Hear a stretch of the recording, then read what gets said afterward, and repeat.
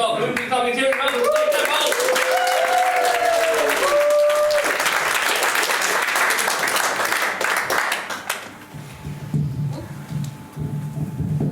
Good evening. I'll just move this so you can see me.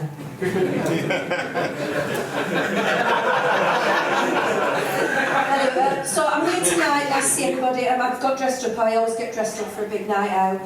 You know, nice frock. I've got matching underwear. It used to be in case I pulled. I mean, now it's in case I have a medical emergency.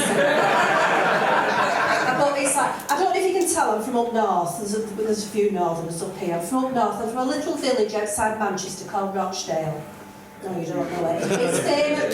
It's famous for Gracie Fields, Lucy Stansfield, grooming gangs. I grew up, you know, proper northern, dragged up proper, mum and dad, brother, you know. Nice idyllic childhood, you know, underage drinking, smoking, all that normal stuff.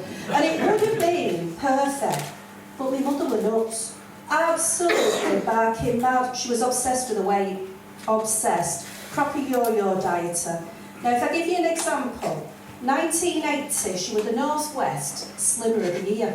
1981, she was the face of Greg's.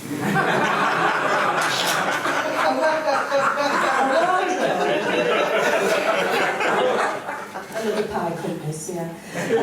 A wardrobe was all in clothes, it's in sizes 14, 16, you know, up to 24, and it depended where she was in the wardrobe, on a mood. Now, growing up, that weren't a big deal, because we just took mick out of her, you know, we just thought she was nuts and laughed at her, but it became an issue when she got obsessed with me. She looked at this 13-year-old, pleasantly plump, by the way, you know, just pleasantly plump, and she looked at me, and she had this vision that I'd going to turn into a big fatty. I mean, I didn't know I grew up with Mystic Meg. You know, they were like, I'd go and do cookery classes and it'd be a Weight Watchers recipe, you know, put the chocolate chips in, oh no, it were raisins. It was like terrible. And I said to her as an adult, I said, you know, Mum, you really messed with my head. You know, you really caused me some issues. And she sat and she thought about it, and I thought, you know, this is going to be like, you know, emotional support or therapy or counselling. She said, get a grip. That grip, get a grip. So I got on with my life, and you know, when I went on holiday, you know, as an adult, and every time I went away, I went to Debenhams, and I'd buy a new bathing suit, and it'd be a suck-in, pull-up, push-up, you know, I'd spend a fortune every year, go on holiday. Get to the hotel, get me brand new bathing suit on, put it on in front of the mirror, and I'd think, oh my God, and I won't go out, I won't go swimming, it'd be red hot, and I won't go swimming. But then a couple of years ago, we went to Malta, and it was 40 degrees, and it was like 100% humidity. And I took my mother's advice, I got a grip, and I went swimming. And it was exhilarating, I couldn't believe it. I'm like, what is wrong? You know, all these years. But you know what the best thing was? The best thing was my tits floated. It was amazing. They were up here and round. All them years of wonder bras and wires sticking in me, and all I had to do was swimming. But you know, I know you think now, because like I'm famous and you're a bit worried, aren't you? You know, whether like it gets leaked on the internet and, you know, I become like a viral sensation. Don't worry, I want the world to see them. I want the world to see my floating tits. It's the best thing ever. But like, you look at me now and you say, look at this old bird up here, what the hell's she playing at? But as you get grey, you start to get invisible. I don't want to be invisible. I don't want to go out. I don't want to fade away. I want to go out kicking and screaming. So I set myself challenges. I do. I've done some daft stuff, but I set myself challenges. I'm a published author. And maybe this. I've been on the chase. I didn't win, and Bradley were lovely. I played live at Glastonbury.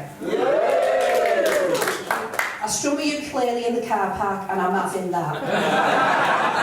I did look into parachuting, you know, parachute jumping, but there's a weight limit. I think it's something to do with velocity, you know, how fast you drop. So I'm kind of like an adrenaline junkie, but without the danger. And you know, my friend said to me, she said, I think there's something wrong with you. And I said, well, what do you mean? She said, you've got the opposite of imposter syndrome. And I thought, is she calling me a cocky cat? What's all this about? And I thought, I'm going to Google it. So I Googled it. Here we go. Dunning-Kruger effect. Essentially, this happens when you're bursting with confidence, yet your skills don't quite match up with how good you are. How good you think you are. How good you think you are. What's all that about? I've only got an effect. That one isn't more a syndrome. Just an effect. But my biggest achievement, my biggest challenge, and actually it's the same thing, I've been married 36 years. 36 years. Met and married him within a year. He proposed to me in Bobby Ball's nightclub in Rochdale and called Graces. Dead classy, my fella, dead classy. And I was shy back then, and he got down on one knee in the middle of the nightclub and proposed, and I kind of went, yeah, okay, right, you know, and that. And I got home and I thought, what's all this about? But I showed him. I taught him. I didn't book by Monday. I booked a wedding before he sobered up.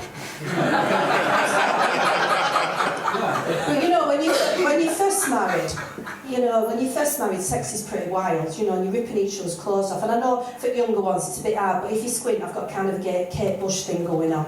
But, you know, and you're ripping each other's clothes off. And I mean, back then I didn't have time to take my socks off, and like now I could knit a pair.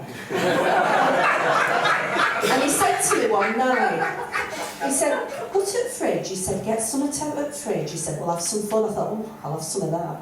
Goes to the fridge. I got a jar of piccalilli. I'm on a diet. Do you know what though? Piccalilli stings. It does. And I love my husband very much. And you know what? He loves me, but he's not here tonight. He hasn't come to support me tonight. He says that this is my midlife crisis. I'm too old for it to be my midlife crisis. I have to be 124 for this to be midlife. It's like, but I call him my sex machine. Oh, no, it's not a sex machine. No, it's a fucking tool. That's the only swear word.